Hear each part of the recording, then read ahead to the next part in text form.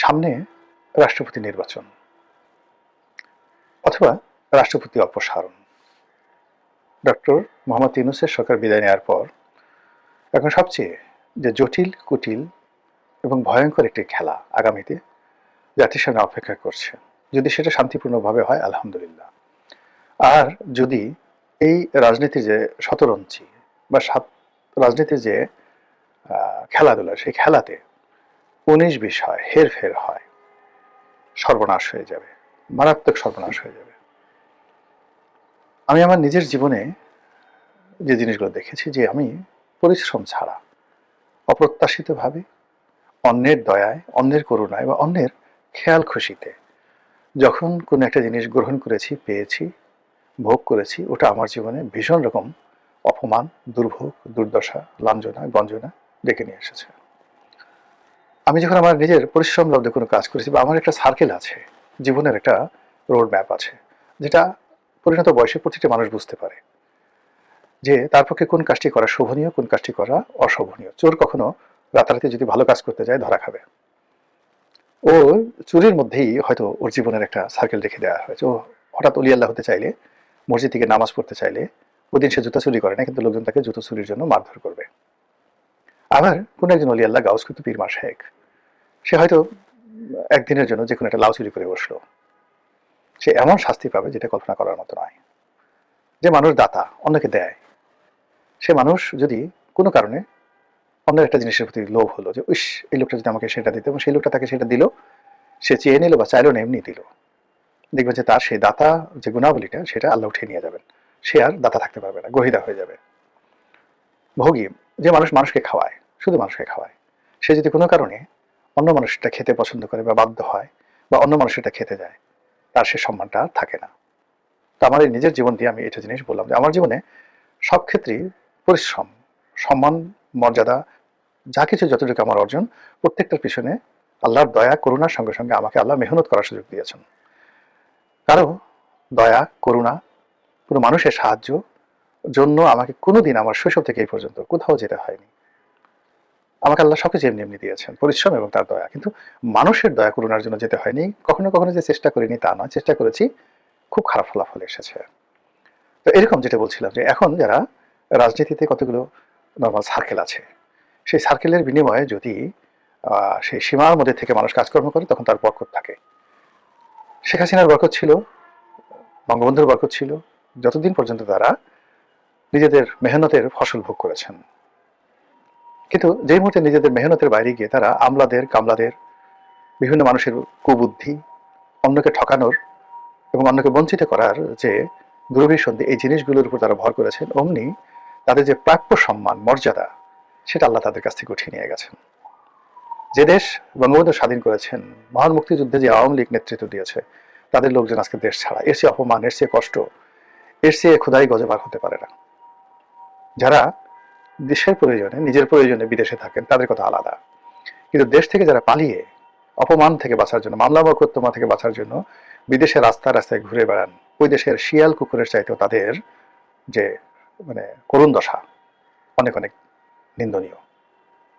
তো যেটা বলছিলাম, যে এই যে একটা নির্বাচন হয়ে গেল, আমি কিচ্ছু বলবো না, আল্লাহ সাক্ষী।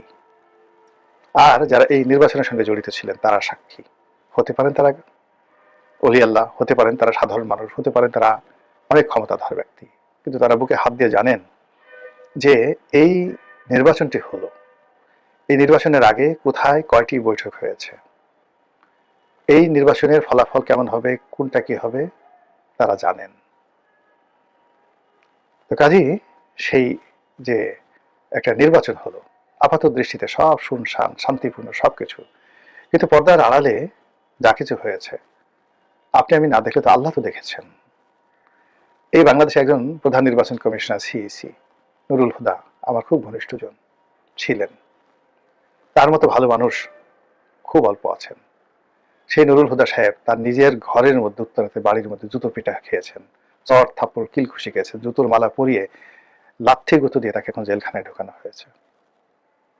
হাবিবুল আওয়াল আমার ডিপার্টমেন্টের বড় ভাই, ল ডিপার্টমেন্টের, অনেস্ট কাকে বলে, সততা কাকে বলে, 2024-এর নির্বাচনের জন্য তিনি যেভাবে নিন্দিত হয়েছেন, যেভাবে তিনি নুরুল হুদার ঘটনার পরে মব আতঙ্কে অস্থির হয়ে পড়েছিলেন, পুলিশ ডেকে তারপর তিনি আত্মসমর্পণ করে জেলখানায় ঢুকে এখন প্রাণ বাঁচাচ্ছেন।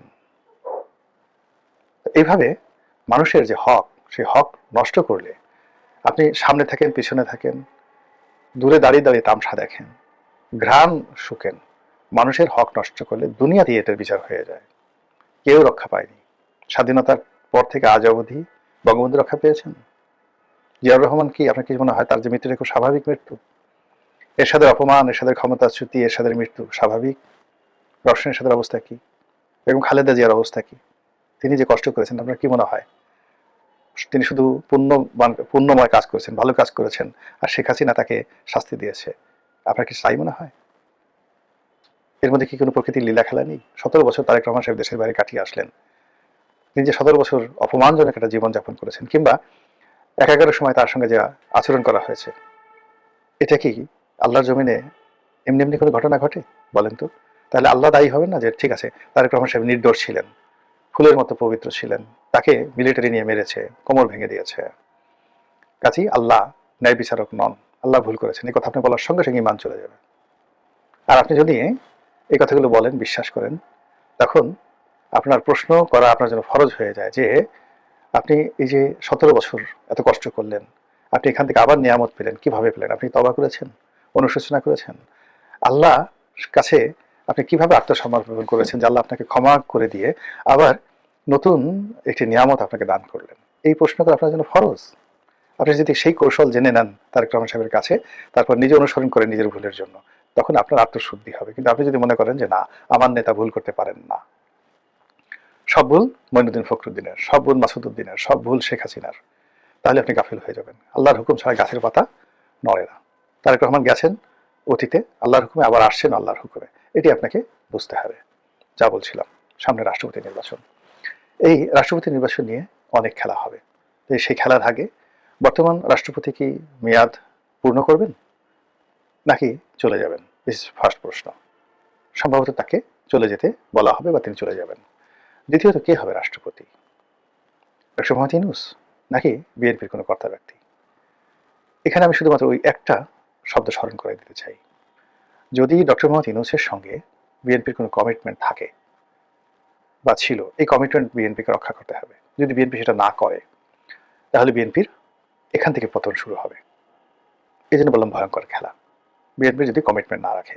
এক, আবার ধরেন ডক্টর মোহাম্মদ ইউনূসের সঙ্গে তার কোনো কমিটমেন্ট ছিল না, তার দলের যে লোকজন রয়েছেন তাদের হক নষ্ট করে তারা যদি একটা ভাব দেখানোর জন্য ডক্টর মোহাম্মদ ইউনূসকে রাষ্ট্রপতি করেন, এটা তাদের জন্য একটা ভয়ঙ্কর খেলা হবে।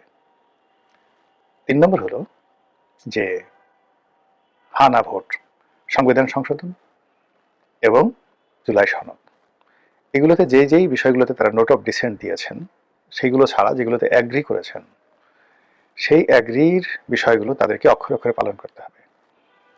এটা নিয়ে যদি রাজপথ উত্তপ্ত হয়, লক্ষ লক্ষ মানুষ রাস্তায় নেমে আসবে, ইনক্লুডিং আওয়ামী লীগ।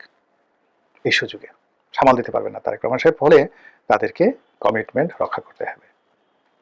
এখন সেই হানা ভোট নিয়ে, উচ্চ কক্ষ নিয়ে, সংবিধান সংশোধন নিয়ে অনেকেই উল্টো উল্টা কথাবার্তা বলছেন। এটা ঠিক হচ্ছে না, এই কথাগুলো তাদের আগে বলা উচিত ছিল। তারা ওই আমি আগেও টকশোতে কথাগুলো বলেছি যে বিএনপি খুব ধৈর্য ধারণ করছে, তারা বলছে আগে বিয়েটা হোক না, হাঙ্গাটা হয়ে যাক, তারপর দেখা যাবে। এখন ক্ষমতা লাভ করা হয়ে গেছে, এখন তারা যদি অতীতে শেখ হাসিনার মতো তাড়াহুড়ো করে কোর্টের রায় নিয়ে তত্ত্বাবধায়ক সরকারের মানে পদ্ধতিটা বাতিল করে দেওয়ার মতো এইবারও এই জুলাই সনদের সবকিছু তারা বাদ দিয়ে দেন, বিশ্বাস করেন, মুহূর্তের মধ্যে বারুদের মতো রাজপথ উত্তপ্ত হয়ে পড়বে। মুহূর্তের মধ্যে রাজপথ। এই যে এখন আমরা ঠাট্টা করছি, এই রাজুতে আয়, হাসনাত সার্জিসদেরকে নিয়ে আমরা ঠাট্টা করছি, এখন তাদের কথা মতো রাজুতে কেউ আসছে না। বিশ্বাস করেন, বিএনপি যদি তাদের অঙ্গীকার রক্ষা না করে আবার রাজুতে আয়, সবাই রাজুতে চলে আসবে, সবাই রাজুতে চলে আসবে। আমাদের এই দেশ মানে পরিবর্তন হতে খুব দেরি লাগে না। আর যদি বিএনপি তাদের অঙ্গীকার রক্ষা করে অক্ষরে অক্ষরে সব পালন করেন, তাহলে প্রধানমন্ত্রীর ক্ষমতা কার্টেল হয়ে যাবে, রাষ্ট্রপতি খুবই গুরুত্বপূর্ণ ব্যক্তি হয়ে পড়বে। বিএনপির সাথে যদি ডক্টর ইউনূসকে রাষ্ট্রপতি বানানোর কমিটমেন্ট থাকে আর রাষ্ট্রপতি সেই ক্ষমতা ডক্টর মোহাম্মদ ইউনূসের হাতে থাকে, শেষ দিন পর্যন্ত তারেক রহমান বিপদ বিপত্তির মধ্যে থাকবেন। আবার যদি কমিটমেন্ট বন্ধ করে তিনি যদি তার নিজের পছন্দের মতো লোকে তার স্ত্রীকে রাষ্ট্রপতি বানান, এই জুলাই সনদের অধীনে, তাহলে ওই যে কমিটমেন্ট রক্ষা না করার কারণে ক্ষুধার গজব তার চারিদিকে ঘুরতে থাকবে। তাহলে বুঝতে পারেন যে রাষ্ট্রপতি নির্বাচন নিয়ে, তারপর জুলাই সনদ পাশ করা নিয়ে কি হতে যাচ্ছে, কি হচ্ছে, আমরা যা কিছু দেখছি এটাই প্রথম এবং শেষ খেলা নয়। তারেক রহমান সাহেব জাতির উদ্দেশ্যে ভাষণ দিচ্ছেন, প্রধানমন্ত্রী হয়েছেন, প্রধানমন্ত্রী তারেক রহমান রাস্তাঘাটে চলাফেরা করছেন সাধারণের মতো। It's not the last scenario, maybe আরো অনেক কিছু অপেক্ষা করছে। এজন্য ইমান ঠিক রাখা লাগবে, একিন ঠিক রাখা লাগবে, কমিটমেন্ট ঠিক রাখা লাগবে, লোভ লালসা মুক্ত হতে হবে। এবং সেই কাজটি তারা যদি করতে পারেন, অবশ্যই আমরা সবাই খুশি হব। এর কারণ হলো তারেক রহমান সাহেব সফল হলে আমরাও সফল হব, আর তিনি ব্যর্থ হলে আমরাও ব্যর্থ হব।